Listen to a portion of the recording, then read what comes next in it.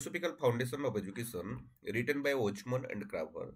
This is the chapter 3, Eastern Philosophy, Religion and Education. Okay, ये video में हम लोग देखेंगे modern Hinduism. The modern renaissance of Hinduism has been led by prominent figures such as Rabindranath Tagore, Sri Aurobindo, Sarvepalli Radhakrishnan and Mahatma Gandhi. कि अगर हम लोग देखें ये मॉडर्न हिंदुइज्म का रेनिसेंस का जो पुनर्जागरण जिसको हम लोग बोलते हैं हिंदी में, तो यहाँ का जो प्रोमिनेंट फिगर है वो टागोर, अरविंदो, राधाकृष्णन, गांधी, ये लोग का जो कंट्रीब्यूशंस है ये मॉडर्न हिंदुइज्म का रेनिसेंस में वो बहुत ही ज़्यादा है. तो पहले देखते हैं महात्मा गांधी का कंट्रीब्यूशन और उनका फिलोसफी के बारे में सटली. इनका जो फिलोसफी था वो प्रैक्टिकल रिलीजियंस के ऊपर ही एम्फसाइज कर रहे थे. Gandhi believed that religion should be practical, asserting that God is realized not by melting in cave but by living in the world. कि महात्मा गांधी के हिसाब से ये रिलीजियंस क्या होना चाहिए, प्रैक्टिकल होना चाहिए. और भगवान को कोई एक केव में जाकर वहाँ ऐसे जो तप करके मेल्ट होकर बिना खाए पिए ऐसे करके जब हम लोग ध्यान करके भगवान को हम लोग नहीं पा सकते, इनके हिसाब से हम लोग ये दुनिया में रहकर क्या कर सकते हैं, भगवान को हम पा सकते हैं. ऐसे ये महात्मा गांधी का मानना था. Next, truth and non violence. He held that God is truth and the best way to seek truth is practicing non violence, ahimsa in word, thought and deed. तो क्या कि महात्मा गांधी के हिसाब से जो भगवान है ये है, हर तरफ है. और भगवान को पाने के लिए हमको क्या करना चाहिए कि ट्रूथ के साथ हम लोग नॉन वायलेंस को क्या करना चाहिए, प्रैक्टिस करना चाहिए. क्या ये गॉड इज ट्रूथ, और ये ट्रूथ को पाने के लिए हमको क्या किसका सहारा लेना पड़ेगा, नॉन वायलेंस का सहारा लेना पड़ेगा, अहिंसा का सहारा लेना पड़ेगा. और ये अहिंसा जो है वो हमारा वर्ड्स में रहना चाहिए, वो हमारा थॉट में रहना चाहिए, और उसके साथ साथ हम लोग जो कर रहे हैं हमारा डीड में भी क्या होना चाहिए, रहना चाहिए. नेक्स्ट, सोशल रिफॉर्म्स अगर उनका दिखे तो इंडिया में और अक्रॉस द वर्ल्ड वो बहुत सारे सोशियो इकोनॉमिक, एजुकेशनल और पॉलिटिकल लाइफ को रिलेटेड क्या किए थे, बहुत सारे रिफॉर्म्स लेकर आए थे. आप उनका तो फास्ट जो रिफॉर्म्स और जो मूवमेंट स्टार्ट हुआ था वो साउथ अफ्रीका से स्टार्ट हुआ था. लेकिन इनका जो फिलोसफी था वो होल वर्ल्ड को क्या किया था, इम्प्रेस किया था. उनका कैंपेनिंग को अगर हम दिखे तो जो ट्रेडिशनल एक प्रैक्टिसेस था बेसिकली इन इंडिया में, अनटचेबिलिटी हो गया, इसी को लेकर वो आवाज़ उठाए थे. और उसके साथ साथ जो एनफोर्स्ड विडो और चाइल्ड मैरिज, ये सारे के सारे इस इशू उस टाइम एकदम उसका हाईएस्ट स्टेज में था. और इसका अगेंस्ट में महात्मा गांधी क्या किए थे कि आवाज़ निकाले थे. He promoted equal rights for women, advocated for the admission of all people to temple and school, and strongly encouraged manual labor for everyone. और उसके साथ साथ महात्मा गांधी जो वीमेन्स लोग के लिए इक्वल राइट का जो है उसको प्रमोट कर रहे थे. और उसके साथ साथ जो उस टाइम क्या हो रहा था कि जो डिस्क्रिमिनेशन देखने के लिए मिल रहा था टेम्पल जाने के लिए, स्कूल जाने के लिए, इसी को महात्मा गांधी रिजेक्ट करते थे और लोगों को बोल रहे थे कि सबके पास समान अधिकार है, इक्वल राइट है, सब लोग जा सकते हैं. और वो मैनुअल लेबर जो है, मैनुअल लेबर के ऊपर एम्फसाइज कर रहे थे और एनकरेज कर रहे थे. Nature of God. Gandhi saw God not as an abstraction but as a living presence, an indefinable mysterious power that pervades everything.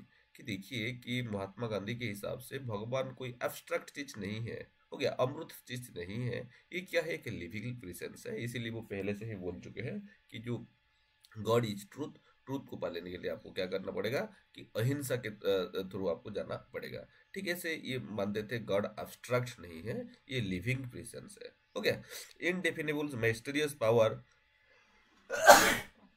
Sorry, indefinable mysterious power that prevents everything. और ये गॉड जो है ये एक इनडिफाइनेबल मिस्टीरियस पावर है जो कि prevent करता है हर एक चीजों को. नेक्स्ट, अगर हम दिखे बुद्धिज्म्स को, जो कि मॉडर्न हिंदुइज्म्स में एक बहुत सारे चेंजेस लेकर आया था। तो इसका जो फाउंडर है, इसको सिद्धार्थ गौतम को माना जाता है। और इनको हम लोग बुद्ध नाम पर जानते हैं, और जिसका मतलब क्या है, एनलाइटेड वन। इनका अगर अर्ली लाइफ को हम देखें तो गौतम जो है वो एक बहुत वेल्दी हिंदू फैमिली में क्या कहते जन्म लिए थे। एक नेपाली जो एक राजा थे, उनके फैमिली में ही क्या कहते जन्म लिए थे। और उनको एक लग्जरियस लाइफ मिला था। ओके, एक लग्जरियस लाइफ मिला था।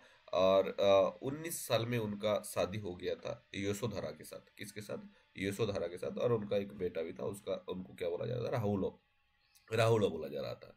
ओके, अगर हम लोग दिखे तो इनका जो विजन है, ओके, विजन ऑफ सफरिंग, जो उनका की चीजें है, वो कहाँ से स्टार्ट हुआ था कि देखिए, एट द एज ऑफ 29, कि जब गौतम को 29 साल हो रहा था, वो 4 तरह का क्रिटिकल विजन्स को क्या किए थे, एक्सपीरियंस किए थे। ओके, और एक्सपीरियंस करने के बाद उनका एक अलग तरह का विजन्स में चेंजेस आया था। और वो 4 चीजें कौन कौन सा? ये विंकल्स टूथलेस ओल्ड मैन, एक बहुत ही बूढ़ा आदमी जिसका कि दांत नहीं है, और उसका साथ साथ उसका जो जो स्किन है वो एकदम हिला हुआ है, और वो जो क्या क्या बोल सकते हैं कि एकदम रिंकल्स है। Next, a disease man with fever, और उसके बाद एक आदमी जिसको कि बहुत ही ज्यादा बुखार है, और उसको एक भयंकर एक बीमारी भी है। नेक्स्ट, एक corpse being carried to the funeral pyre, और एक आदमी जो कि मर गया है, जिसको कि शवदाह करने के लिए, मतलब जलाने के लिए लेकर जा रहे हैं लोग। और उसके साथ साथ ए वेंडरिंग्स होली मैन, और एक मतलब एक आप बोल सकते हैं, एक जोगी बोल सकते हैं, को दिखे थे वो। जो कि ये 4 चीजें हैं क्या, एक ओल्ड मैन, दूसरा वाला है एक डिजीज वाला मैन, तीसरा वाला क्या है कि एक जो डेड मैन, और तीसरा वाला है कि योगी को दिखे वो। This experiences convince him to leave his family to seek the enlightenment that would free him from suffering inherent to existence, sickness, old age and death. Okay, और यहाँ ये 4 चीजों में ये जो सिकनेस, ओल्ड एज और डेथ, इसी को वो दिखे थे, और इसी का जो सफरिंग को वो रियलाइज किए थे एम्पैथेटिकली। और इसके लिए वो क्या किए थे कि उनका जो घर था उसको छोड़कर चले गए थे, और एनलाइटमेंट पाने के लिए, जो कि ये तीनों चीजें जो सफरिंग है, इसी से उनको मुक्त कर सके। Next, asceticisms and enlightenment. Gautam studied under various teacher and adopted an ascetic lifestyle, repeatedly substituting on a minimal amount of food. He achieved enlightenment while meditating under a bodhi tree, recognizing that suffering is caused by attachment and desire। कि देखिए, गौतम का कोई एक teacher नहीं थे, उनका बहुत सारे टीचर थे, और बहुत सारे टीचर से वो बहुत सारे तरह का चीजें सीखे थे। और लास्टली वो बहुत कम खाना खा रहे थे, बहुत कम खाना खाकर वो प्रैक्टिस कर रहे थे, रिलीजियस प्रैक्टिस कर रहे थे। और लास्टली वो एक पीपल बोधि ट्री के अंदर वो बैठे थे, क्या, बोधि ट्री के अंदर एक मेडिटेशन कर रहे थे, और उनको क्या हुआ था कि एनलाइटमेंट प्राप्त हुआ था। और उसके बाद उनको पता चला था कि ये जो दुख है, ये दुख और कुछ नहीं है, ये this is the result of और production of product of what, attachment and desire. कि ये अटैचमेंट और डिजायर जो है, इसी का ही रिजल्ट क्या है, ये सफरिंग है। ये एनलाइटमेंट के बाद उनको पता चला था। नेक्स्ट, अगर इनको दिखे causes of suffering, the fundamental teaching of Buddha is that desire और craving for things is the cause of unhappiness and prevent freedom. कि देखिए कि ये जो डिजायर है, क्रेविंग है चीजों के लिए, तो ये सारे के सारे जो अनहैप्पीनेस है, हो गया, उसी का कजेस है, और उसके साथ साथ ये प्रिवेंट भी करता है हमारा फ्रीडम को। नेक्स्ट, संसार और जो निर्वाण, हो गया, ये 2 तरह का चीजें बोल रहे थे। Buddhism share the Hindu believe that the universe is संसार, an endless stream of existence where the law of karma operate। कि देखिए कि बुद्धिज्म जो है वो हिंदू फिलोसफी का जो यूनिवर्स, जिसको कि हम लोग क्या बोलते हैं, संसार बोलते हैं। हिंदू फिलोसफी में यूनिवर्स को क्या बोला जाता है, संसार बोलते हैं। और यहाँ जो एग्जिस्ट करता है वो किसी के थ्रू ऑपरेट होता है, कर्म के थ्रू क्या होता है, ऑपरेट होता है। और ये संसार से मुक्त पाने के लिए, निर्वाण पाने के लिए आपको क्या करना पड़ेगा, कि ये देखिए, ये कर्म ऑपरेट मतलब क्या है, आप जैसे कर्म करेंगे आप उसका रिवर्थ उसी तरह से होगा। हो गया, ये एक सर्कल है। हो गया, तो इसी से मुक्त पाने के लिए इस सर्कल से हमको निर्वाण प्राप्त होना चाहिए। क्या निर्वाण हमको मिलना चाहिए। Good deed lead to rebirth as a wise and good person, while evil did result in a rebirth as a sick and poor person। और ये निर्वाण के लिए वो 8 तरह का रास्ता दिए थे, जिसको कि मिडिल पाथ भी बोला जाता है। और सबसे पहला जो आता है क्या, right view, right thought, right speech, right conduct, right livelihood, right effort, right mindfulness, right concentration. हो गया, ये 8 तरह का जो पाथ है वो गौतम बुद्ध देते। राइट व्यू का मतलब क्या है कि having A correct understanding of the path, कि हमको कोई भी चीज रास्ता, कोई भी चीज जो कर रहे हैं उसके बारे में हमको अच्छे से करेक्ट अंडरस्टैंडिंग होना चाहिए। क्या, करेक्ट अंडरस्टैंडिंग होना चाहिए। नेक्स्ट राइट थॉट, कि जो हमारा love, love, thought of renunciation, thought of non violence, ये सब चीज होना चाहिए एक आदमी के अंदर। Next right speech, avoiding gossip, abusive language and falsehood, speaking carelessly should be avoided, and noble silence, keep it one cannot say anything useful। हो गया, कि राइट स्पीच का बारे में बोल रहे थे कि हमको जो गसीप, एबिजिव लैंग्वेजेस, हो गया फॉल्सहुड, इसको अवॉइड करना चाहिए। और जो हम लोग speaking carelessly should be avoided, और उसके साथ साथ बहुत टाइम हम लोग केयरलेसली बात करते हैं, उसी को हमको क्या करना चाहिए कि अवॉइड करना चाहिए। एंड नोबेल साइलेंस, और उसके साथ साथ बहुत टाइम हम लोग क्या करते हैं कि साइलेंस रह लेते हैं बहुत सारी चीजों में, उसको भी हमको नहीं करना चाहिए। नेक्स्ट राइट कंडक्ट का बारे में बोल रहे थे, avoiding the destruction of life and property and promoting peaceful living, कि वो जो डिस्ट्रक्शन है उसको अवॉइड करने के लिए, लाइफ और प्रॉपर्टी का जो डिस्ट्रक्शन है उसको वो अवॉइड करने के लिए बोल रहे थे। और जो पीसफुल लिविंग है उसके प्रमोशन के बारे में बोल रहे थे। Life, right livelihood, adopting honourables profession and desiring to follow the correct path। Right effort, directing energy towards wholesome mental state. हो गया, ये उनका 8 फोल्ड पाथ था, लेकिन ये इनसे क्वेश्चन आता है। Right view, right thought, right speech, right understanding, right livelihood, right effort, right mindfulness and right concentration. Next अगर हम देखिए तो रिजेक्शंस ऑफ रिचुअल्स, कि the Buddha reject ritual ceremonies, speculation and concept of personal God, and he reject to the religious authority of the Brahmin and notions of mystery। Ironically, he was later worshipped as a god himself। कि देखिए कि ये Buddhism का जो अगर root है उसको हम लोग देखिए तो ये कहाँ से स्टार्ट हुआ था, कि जब हिंदू सोसाइटी में बहुत सारे करप्शन हमको देखने के लिए मिलता था। हो गया, जो ब्लाइंड बिलीफ चला आया था, उसको काउंटर करने के लिए ही बुद्धिज्म का जन्म हुआ था एक तरह से। हो गया, और इसीलिए ये रिचुअल सेरेमनीज, स्पेकुलेशन, हो गया पर्सनल गॉड, ये सारे चीजों को इसीलिए बुद्धिज्म क्या कर रहा था, रिजेक्ट कर रहा था। हो गया, रिजेक्ट कर रहा था। लेकिन लास्ट में क्या हो गया, और सिर्फ कर करके बुद्धा जो थे उनको लास्ट में उनको खुद को गॉड डिक्लेयर कर दिए थे। अगर हम लोग बुद्ध का टीचिंग स्टाइल को देखिए तो यहाँ कुछ हमको देखने के लिए मिलता है। पहले तो use ordinary discourse and gradually introduce point, कि बुद्ध जो थे जब वो पढ़ा रहे थे वो पहले तो ऐसे ऑर्डिनरी डिस्कोर्स लेक्चर दे रहे थे, लेकिन धीरे धीरे एक तरह से पॉइंट पे आ रहे थे। आप बोल सकते हैं होल से बात यहाँ डिडक्टिव वे में क्या कर रहे थे, ये पढ़ा रहे थे। Next observe a proper sequence of idea.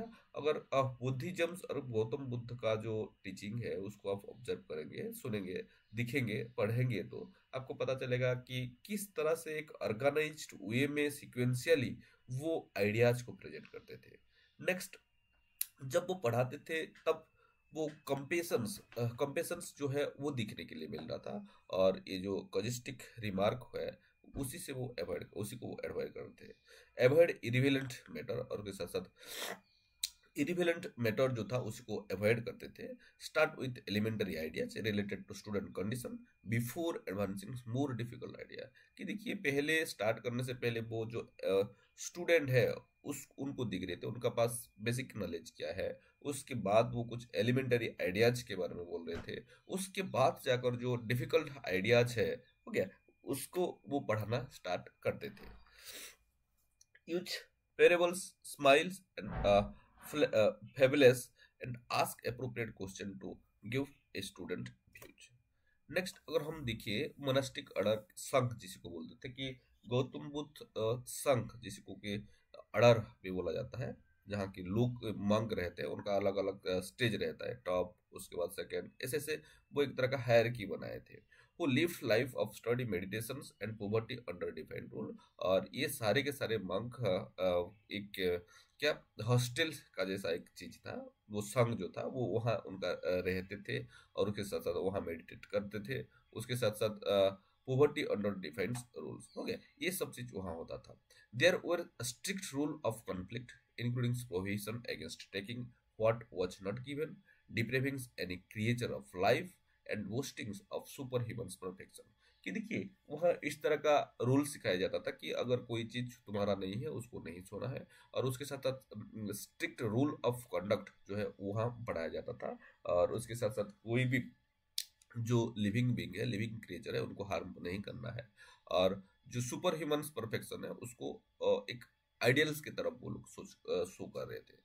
Next अगर मॉडर्न डिस्ट्रीब्यूशन को अगर हम देखें तो आज का डेट में श्रीलंका, म्यांमार, चाइना, तिब्बत हो गया, कोरिया, जापान, कंबोडिया, लाओस, ये सारे के सारे कंट्री में आपको देखने के लिए क्या मिलेगा, बुद्धिज्म्स देखने के लिए मिलेगा।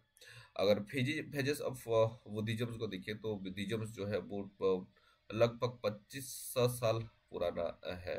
और ये जो फास्ट फेज था वो non attachment to concerns for humanity से स्टार्ट हुआ था। नेक्स्ट फेज में क्या कि लोग बुद्ध का जैसे बनने के लिए ट्राई कर रहे थे, और जो फाइनल फेज था वहाँ एम्फसाइज किया गया जाता है sense of harmony with universe. हो गया, जो यूनिवर्स है उसी का जो सेंस ऑफ हार्मोनी है उसको यूनिवर्स का उससे के ऊपर एम्फसाइज किया जा रहा था। Tibetan Buddhism, the 14th Dalai Lama, Tenzin Gyatso, is considered the reincarnations of Buddha। हो गया, जो दलाई लामा जिसको कि तेंजिन गेस्टो, वो उनको क्या किया गया है, बोला जाता है कि ये एक री इनक्रिनेशन ऑफ बुद्ध है। और उनको नोबेल पीस प्राइज भी मिला था 1989 में for its non violent opposition of to Chinese rule in Tibet, जो कि अभी इंडिया में हमको दिखने के लिए मिलेंगे। Next Jainism. नेक्स्ट देखिए ये जैनिज्म जो है वो कंटेम्प्रारी है बुद्धिज्म का, और इसी का जो ओरिजिन है वो बुद्धिज्म जहाँ जन्म हुआ था वहाँ ही ये जैनिज्म का जन्म हुआ था। और ये जो कंप्लीटली जो ऑर्थोडॉक्स व्यू है उसको रिजेक्ट करता था, वो पर्सनल व्यू हो या वो वैदिक लिटरेचर है, इसको एकदम क्लियरली रिजेक्ट करता था। और जो लोग जैन को फॉलोअर थे उनको जिन माना जाता था, क्या जीनस माना जाता था, एनलाइटेंड वन माना जाता था। ओके, नहीं नहीं, ये जैन जो है ये लोग जिनको मानते थे उनको जीनस माना रहा था, एनलाइटेंड वन माना जा रहा था। इटरनल सोल अगर जिसको कि हम लोग जीवा बोलते हैं, जीवा बोलते हैं, Jains believe that every living thing contain an eternal soul, jiva, imprisoned within a temporary physical body due to worldly activity। कि देखिए हर एक जो लिविंग बींग है उसी के अंदर एक इटरनल सोल है जिसको जीवा वो बोलते थे, और ये कुछ वर्ल्डली एक्टिविटीज के लिए ही आए हुए हैं। The soul is repeatedly reincarnated until it is freed, after which it exists eternally in a state of perfect bliss and knowledge। हो गया कि ये जो सोल है ये रिपीटेडली क्या होता है, री इनकेनेटेड होता है कि जब तक ये फ्री ना हो जाए, after which it exists eternally in a state of perfect bliss and knowledge। Next supreme purpose अगर हम देखिए तो supreme purpose of Jainism is to realization of the absolute perfection of human nature. की जो ह्यूमन नेचर का जो absolute perfection है इसी को रियलाइज करना ही जैनिज्म का सुप्रीम पर्पस था, जो कि क्या हो रहा था, from free from all pain and bondage into the original purity. हो गया, उनके हिसाब से ये जो पेन और बॉन्डेज से ही फ्री मिलना ही क्या है, ओरिजिनल प्योरिटी है। उसके साथ साथ उनका स्पिरिचुअल टीचर को अगर हम देखिए वो भगवान को तो नहीं मानते थे, लेकिन मानते थे जो उनका जो 24 स्पिरिचुअल टीचर थे, तीर्थंकर उनको माना जाता था, उनको वो मानते थे। और वर्धमान महावीर को देखिए तो इनको ट्रेडिशनली सबसे ग्रेटेस्ट तीर्थंकर माना जाता है, और लास्ट तीर्थंकर भी मानते हैं। ओके, नेक्स्ट अगर हम देखें फिलोसॉफिकल एथिकल डॉक्ट्रिन, तो महावीर जो टीचिंग था उनका, later written down includes the philosophical view that human being dual in nature, spiritual and material, कि ये जैनिज्म के हिसाब से जो ह्यूमन बीइंग क्या है कि डुअल इन नेचर, ये स्पिरिचुअल भी है और मटेरियल भी है। Okay, and one must control the material world through one spiritual nature, separating the soul from karmic matter through one's own effort. Okay, और ये जो हमारा स्पिरिचुअल और मटेरियल चीजें हैं, और दो तरह का जो चीजें हैं, ये मटेरियल चीजें को हम लोग किसी के थ्रू हम लोग उसको ऑपरेट कर सकते हैं, कंट्रोल कर सकते हैं। वो स्पिरिचुअल नेचर जो हमारा, उसी के थ्रू कंट्रोल कर सकते हैं। और उसके साथ साथ वो बोल रहे थे separating the soul from karmic matter, और आपको अगर बड़ी से सोल को मुक्त करना है तो जो कार्मिक मैटर है उसी के थ्रू ही आप क्या कर सकते हैं, एफर्ट कर सकते हैं, और ये खुद कर सकते हैं। वंस ओन एफर्ट के थ्रू ही इसको मुक्त किया जा सकता है। Jain texts several words preceded by requirement that the give of fault such as doubting Jain theory, adopting another faith, questioning the fruit of karma and associated with hypocrisy। Next अगर हम लोग फिलोसॉफिकल एथिकल डॉक्ट्रिन्स इनका देखिए, ट्रू अवॉइड इंजुरी की, अहिंसा के ऊपर ये लोग ज्यादातर एम्फासाइज करते थे। इनका जो सेंट्रल जो कॉन्सेप्ट था वो क्या था, अहिंसा था। It involves avoiding injury to any form of life by word और डीड। हो गया कि ये क्या बोल रहे थे कि ये अवॉइड करते थे। Okay, avoiding injury to any form of life, कि हर तरह का जो इंजुरी है उसको वो चाहे वर्ड में हो या वो कर्म में हो, डीड में हो, वो हर चीज को क्या करते थे, अवॉइड करते थे। और उसके साथ साथ they must avoid agriculture that might injure वुंड्स in the soil and are noted the founding hospitals for sick animal and placing bird feeder in the street. हो गया, और उसके साथ साथ ये वो एग्रीकल्चर को भी अवॉइड करते थे जहाँ की जो ऊर्म है, हो गया, इनको क्या हो जाएगा कि इंजरी हो जाएगा। हो गया, मतलब हर छोटी बड़ी चीज को वो लोग देख रहे थे, और छोटी से छोटी चीज के जो लाइफ है उसी के ऊपर भी ये एम्फासाइज करते थे। तो speak no untruth, Jain must utter to falsehoods, harsh language और इल एडवाइस अबाउट अदर, कि जो दूसरे के बारे में वो कुछ झूठ बोलना, हो गया, ये सब चीज हार्श लैंग्वेज बोलना, इसी को वो क्या बोल रहे थे कि ये नहीं करना चाहिए और इसी से अवॉइड करना चाहिए, इसी से दूर रहना चाहिए, ऐसे जैन का मानना था। नेक्स्ट, स्टीलिंग नथिंग, और जो चोरी छुपी, इस चोरी नहीं करना है, हो गया, इसके ऊपर भी एम्फसाइज करते थे। Those in the highest order yati take two additional vows to practice chastity and renounce all possession. हो गया, जो हाईएस्ट ऑर्डर में थे वो दो तरह का चीजों को वो कर रहे थे, कि जो चेस्टी है उसको वो लोग फॉलो प्रैक्टिस करते थे, और जो पोजेशन है उसको देखते थे। नेक्स्ट, कॉस्मोलॉजी एंड नॉलेज को अगर हम देखें, तो Jain believe the universe has existed for all eternity, undergoing infinite revolutions produced by the power of nature without intervention from an external daitya. The world is indestructible and uncreated. Okay, कि अगर हम लोग देखें कि जैन्स जो है वो यूनिवर्स को मानते थे, लेकिन existence for all eternity, undergoing infinite revolutions produced by the power of nature without intervention from the external दैत्य। नेक्स्ट, रिजेक्शन ऑफ एब्सोल्यूटनेस, वो जो सत्यवाद जो है उसको वो लोग रिजेक्ट करते थे। Jain philosophy reject philosophical system as absolute, की जो फिलोसॉफिकल सिस्टम्स जो है एब्सोल्यूट का, उसको रिजेक्ट करते थे। और उसके साथ साथ जो सत्यवाद और मेवी जो है उसको ये लोग एक्सेप्ट करते थे। और ये जो व्यू है that no judgment is absolutely true और एब्सोल्युटली फॉल्स, उनके हिसाब से कोई भी दुनिया में चीजें जो है, स्टेटमेंट जो है वो ट्रू नहीं है या फॉल्स भी नहीं है, वो पार्शियली ट्रूथ है और पार्शियली फॉल्स है, इनका ये मानना था। The Jains promulgate 7 proposition about reality, that is maybe reality is not and indescribable। इनके हिसाब से ये 3 तरह का चीजें देखने के लिए मिलता था, may be reality is not and indescribable. Okay, और इनका बहुत सारा तरह का क्रिटिसिज्म भी हमको